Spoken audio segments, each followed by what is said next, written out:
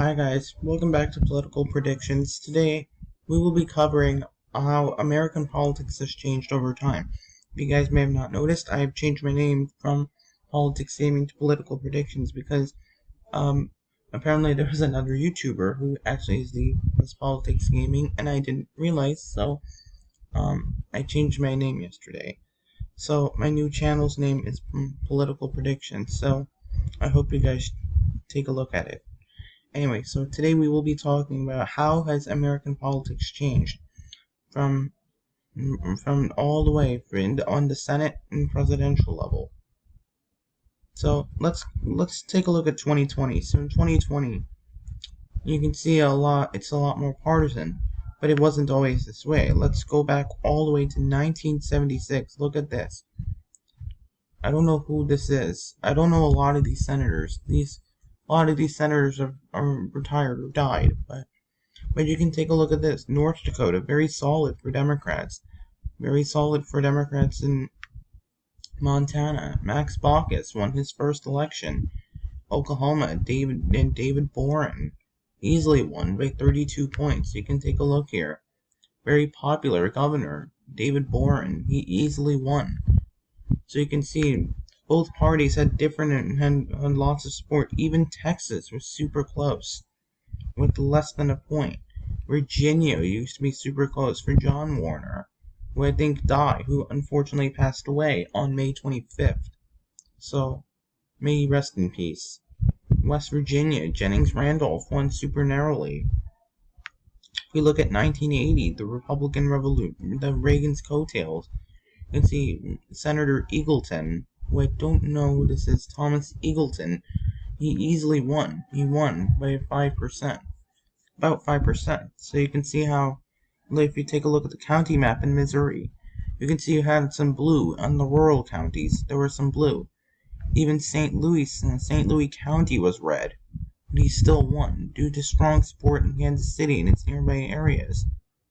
Like Southwest Missouri was the most conservative part of the state. Look at that. Kentucky was solid for Wendell Ford. Kentucky was solid blue. Ohio is even solid blue for John Glenn, who was a former astronaut. Even Maryland, Charles Matias, he won in a landslide, 66-33. It's the last time Republicans won. Prince George's County. So, but you can see, it wasn't as partisan in 1980. You can see, even though Reagan might have won some states, like Missouri, was concurrently won. Ronald Reagan concurrently won Missouri on the presidential level. Let's take a look here. He won Missouri on the presidential level, but if you take a look at the Senate level, Missouri went blue, so he had a lot of crossover support for each party, and even Democrats held a House, even gained seats. So you can definitely see in 1980 it wasn't as partisan, as many states elected opposite party, like John Glenn won in Ohio on the same ballot that Ronald Reagan won by 11. John Glenn won by 40 on the same ballot. Even Arlen Specter had a close race. New York, Al D'Amato won. Even New York voted for a Republican in 1980. Connecticut, Chris Dodd won on the same ballot. Ronald Reagan won. Patrick Leahy won on the same ballot that President Reagan won on. So you can see 1982, Texas was solid blue. Lloyd Bentsen, who was actually the vice presidential nominee for 88, won by 18. West Virginia, very solid blue. Robert Byrd won by 38. The Howard Metzenbaum won by 16. Don Regal won by 17. Proxmire won by 29. Even Minnesota went red. North Dakota, I'm not sure who that is. Wallop, even Wyoming was close. Virginia was close. Even Rhode Island elected Lincoln Chafee. And if we look at 1984, how solid. Colorado was pretty much locked for the GOP. Even Nebraska elected And even Nebraska elected a Democrat. On the same ballot, Ronald Reagan won by a landslide, 70 to 28. And J. James Exxon won by 3.9%, by almost 4 points. We can just see in Tom Harkin won by 11. On the same ballot, Ronald Reagan won Iowa. On the same ballot, Ronald Reagan won Iowa by almost 8 points. We can see how back then it wasn't super partisan. Arkansas elected a Democratic senator. On the same ballot, Ronald Reagan won easily by. Louisiana, Bennett Johnston won easily. Howell Heflin easily won in Alabama, despite being in a red state. Ronald Reagan carried Alabama in a landslide, but Howell Heflin easily won. Sam Nunn easily won in Georgia, even though Ronald Reagan carried the state in a landslide, and you can even see Gwinnett County was even very solid red. Cobb County, 60 to 7, I think that was like 70 to 80% red. We take a look here, Gwinnett. Where is it? Right here, right? Yeah. Even Gwinnett County, 79%, almost 80% for Reagan. Cobb County, that was 77%. Just look at how solid it used to be. But Sam Nunn easily carried it. West Virginia elected a Democrat.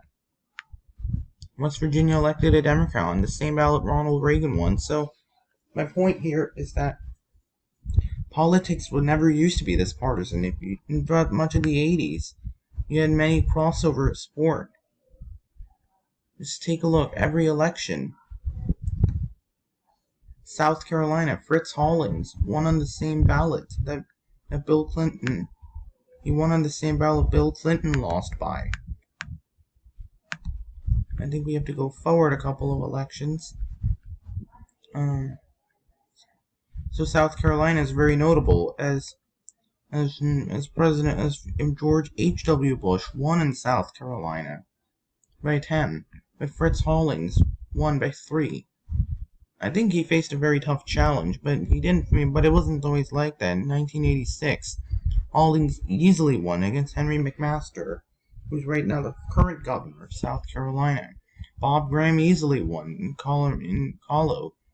I'm not sure who this guy is. 1 by 1. Even Al D'Amato was very solid for the GOP in New York with a 15-point victory for Senator Al D'Amato, who was later defeated. Spoiler, he was defeated by Chuck Schumer in 1998. Poor guy. New Hampshire, very solid for the GOP. Arizona, very solid for John McCain. Easily won here. Oregon, very solid red. Senator Packwood won by like 27. So you can see, even though Democrats had a landslide, did very well in 1986, you can see a lot of crossover support. Arlen Specter did very well in Pennsylvania, carrying it by almost 14. Even Oklahoma wasn't a solid Republican state at the time. Alabama was super close. John Breaux won by 6. Arkansas, very solid blue. Wendell Ford easily won in 1986. And if we take a look in 1992, we also saw crossover support in South Carolina. Oregon, even as Oregon voted for Bill Clinton, they still elected a Republican. Idaho even wasn't solid for the GOP. So you can definitely see a lot of crossover support. Al D'Amato won by 1 on the same ballot.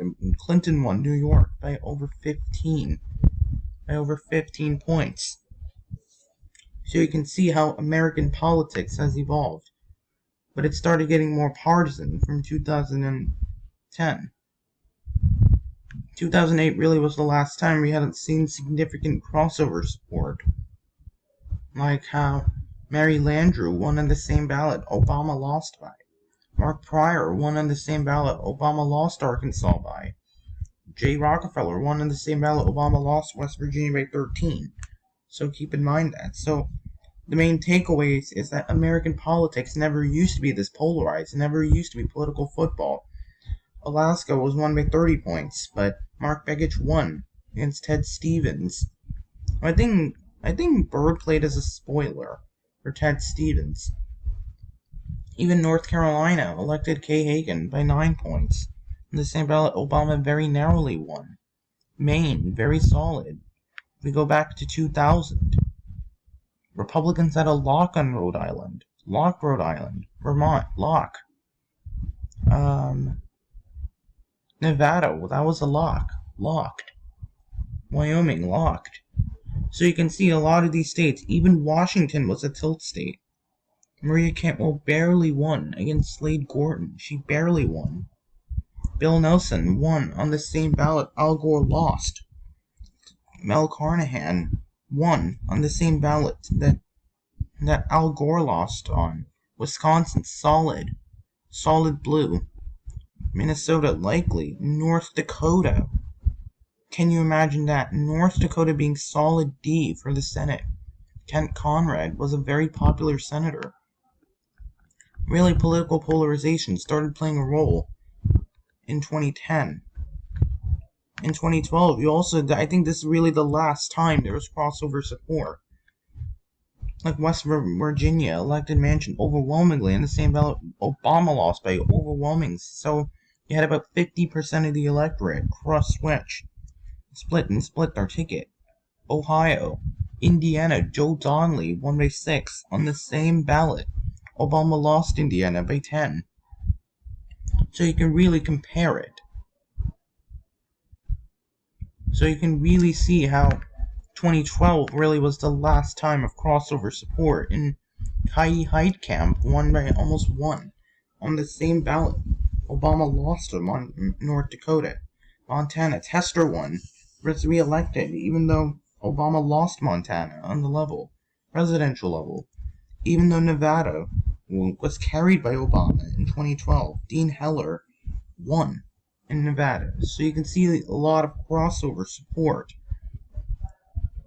You can see how West Virginia was solid D. Sheldon Whitehouse easily won. So you can see 2012 really was the last time of crossover support. And then in 2014, political football started to kick in. Anyway, guys, so we can definitely see that the main takeaway from this video is American politics never used to be this polarizing. We had Republicans winning in blue states and Democrats winning in red states and until recently. And we can see in 2016, you can see how much more polarized it became as every state went the same way in the Senate as it went from the presidential level. Arkansas even used to have a Democratic senator. If we go back all the way to 1998, Blank Lincoln won by 13. But now, 18 years later, John J. Boozman is solid red. Anyways, that is the purpose of today's video, to show that how partisan the United States has become in terms of politics. Anyway, guys, subscribe to Political Predictions for more content. If you liked today's video, please smash the thumbs up. If you didn't like it, you put a dislike, and subscribe to American, and also please subscribe to American Predictions. His channel is awesome. He does it in a very unbiased, very fair method. Anyway, guys, if you disagree with what I said, if you guys think the video wasn't great, please let me know. And be respectful in the comments. Disrespectful comments will not be tolerated, as any disrespectful comments will be taken seriously, and I will report any of them, any disrespectful comments, to YouTube. Let's make this as an opportunity to communicate with each other. No matter how we lean, we're always one, and we're Americans first. So please, please be respectful. Anyways, I will see you in the next video, and have a great day, and happy Father's Day. And happy Father's Day to all the fathers out there. And please wish your dads a happy Father's Day. Our dads are super important in life. Anyway, guys, have a great day.